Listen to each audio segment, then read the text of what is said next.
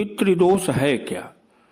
पितृदोष जब घर में बनता है तो व्यक्ति को किस टाइप से परेशानी होती है, पितृदोष से बचने के उपाय क्या हैं, और पितृदोष निवारण की पूजा कौन सी है?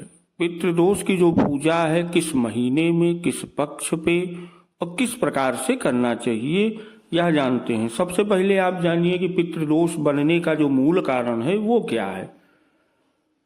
पितृदोष परिवार में तब बनता है जब हम अपने माता पिता का सम्मान नहीं करते, माता पिता की सेवा नहीं करते, माता पिता के ना रहने के बाद उनके लिए पिंडदानात्मक क्रिया, श्राद्ध क्रिया को सही विधि से नहीं करते, और पितृपक्ष में उनके निमित्त जल तर्पण, ब्राह्मण भोजन, गाय कौआ कुत्ता को ग्रास आदि सुकर्मों को नहीं करते, तो जो हमारे पूर्वज हैं 3 वर्ष में प्रेत योनि में चले जाते हैं, और ये सबसे बड़ा कारण पितृदोष बनने का है। दूसरा, अगर वार्षिकी श्राद्ध को सही समय पे न किया जाए तब भी पितृदोष बनने का बहुत बड़ा कारण होता है। पितृदोष जब बन जाता है तो होता क्या है, भूत प्रेत पिशाचादि योनियों में पड़ा प्राणी अतृप्त होकर वह सात्विक प्रेत के मालिक विष्णु जो कि जमीन के नीचे पाए जाते हैं, राजस प्रेत के मालिक ब्रह्मा जी जो आकाश में पाए जाते हैं, तामस प्रेत के मालिक भगवान शिव शंकर जो पृथ्वी लोक के मालिक हैं, तो ये वायु रूप में भ्रमण करता है। वह स्वयं तो कष्ट पाता ही है, पर कभी कभी अन्य प्राणियों को जो अपने कुल अथवा अन्य जातीय वंश परंपरा में उत्पन्न हुए जीव को, जिनसे द्वेष प्रीति तथा अन्य धन धान्य आदि का संबंध होता है, जैसे कोई कुछ देता है, जमीन दे दिया, धन दे दिया, तो उनसे उनका संबंध होता है ना, तो उन्हें भी वो कष्ट देते हैं। इसी को प्रेत बाधा और पितृदोष कहा जाता है। असदगति प्राप्त इस प्रकार के प्राणी को सदगति के लिए विशेष प्रकार की जो श्राद्ध की व्यवस्था है उसको त्रिपिंडी श्राद्ध कहा जाता है।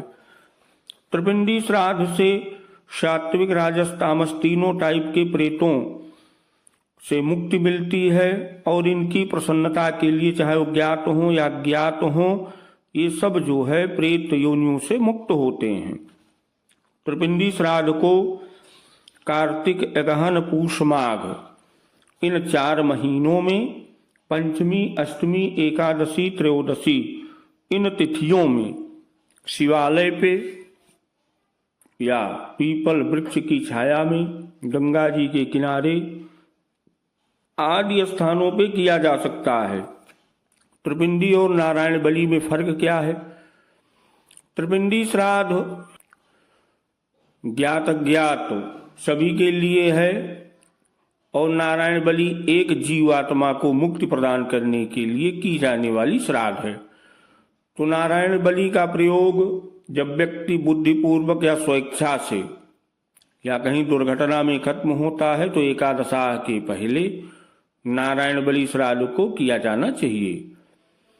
और जो त्रिपिंडी श्राद्ध है, अगर उसकी नारायण बलि हो गई है, जीवात्मा के निमित्त एकादशाह श्राद्ध हो गई है, और उसको पितृमेलन की विधा से, पितृमिलाई की विधि से सपिंडी श्राद्ध के अंतर्गत उसको प्रेत से पितृ बना दिया गया है, तो उस जीवात्मा के लिए ये जो त्रिपिंडी श्राद्ध है बहुत ही लाभप्रद है। और जो हमारे पूर्वज हैं जब ये तृप्त होते हैं तो बच्चे का जो जन्म है उस समय उन बच्चों का जन्म होता है कि उनकी कुंडली में पितृदोष शो करना चालू कर दे। जब कुंडली में शो करेगा तो ज्योतिषी तो आपको सलाह देंगे, वो बताएंगे ना कि आप जा करके अपने पूर्वजों के निमित्त श्राद्ध कर्म को करिए, तब तो व्यक्ति करेगा ना।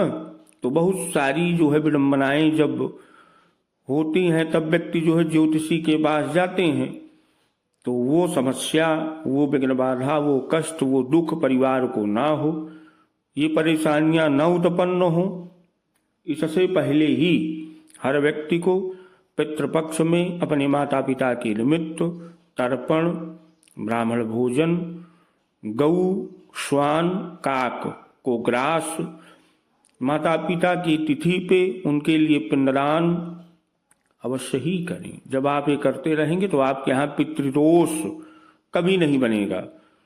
और भैया जब पितृदोष परिवार में किसी के भी बन जाता है तो समझ में ही नहीं आता कि परिवार में हो क्या रहा है, वो विदित होता ही नहीं है। व्यक्ति निरर्थक वैद्य के पास, डॉक्टर के पास बार बार आता जाता रहता है और जो बीमारी है, जो रोग है, जो समस्या है, वो कुछ निकलती नहीं है।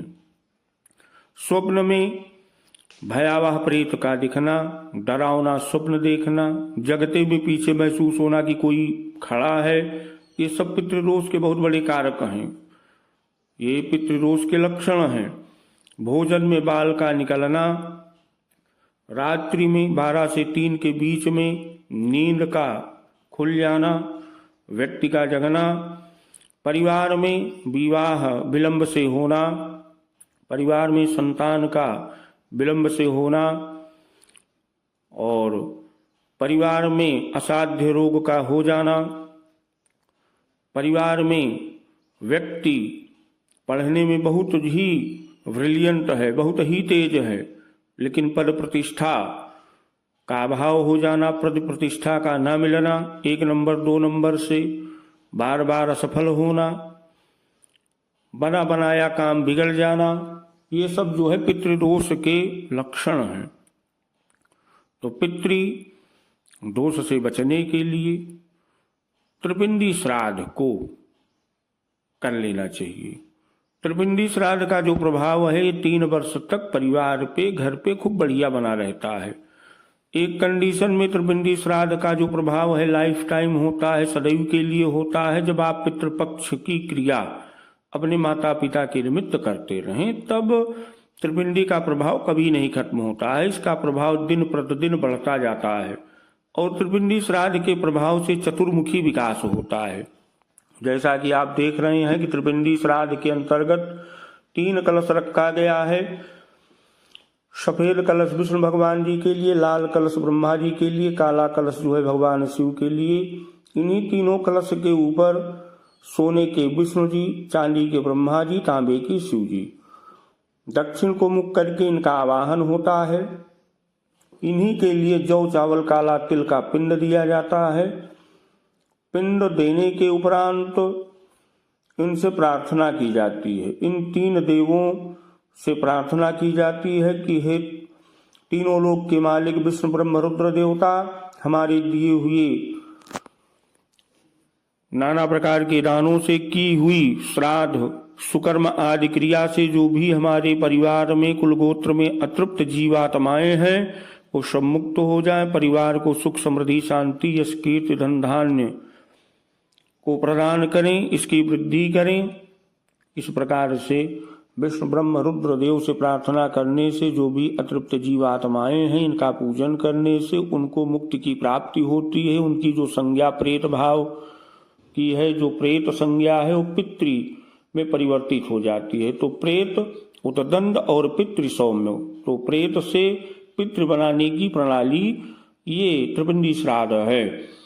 और इस श्राद्ध का प्रयोग जब भी करें तो श्राद्ध करने के उपरांत घर में गणेश, गौरी, कलश, नवग्रह का पूजन, हवन और ब्राह्मण भोजन अवश्य कराएं। क्योंकि इस श्राद्ध को करने से घर अशुद्ध हो जाता है, तो घर की शुद्धि तभी होगी जब आप जो है हवन पूजन करेंगे। तीनों देवता के लिए ब्राह्मण भोजन अवश्य कराएं। तो भोजन में विष्णु भगवान के लिए पूरी सब्जी, ब्रह्मा जी के लिए खीर, शंकर जी के लिए खिचड़ी, 3 टाइप का भोजन ब्राह्मणों को करवाना चाहिए और उनको दक्षिणा दे करके प्रणाम करना चाहिए। तो आप जब इतना कर लेंगे तो त्रिपिंडी श्राद्ध जो आप किए उसका पूर्ण रूपेण फल आपको और आपके परिवार को प्राप्त होगा। जय श्री राधे कृष्ण।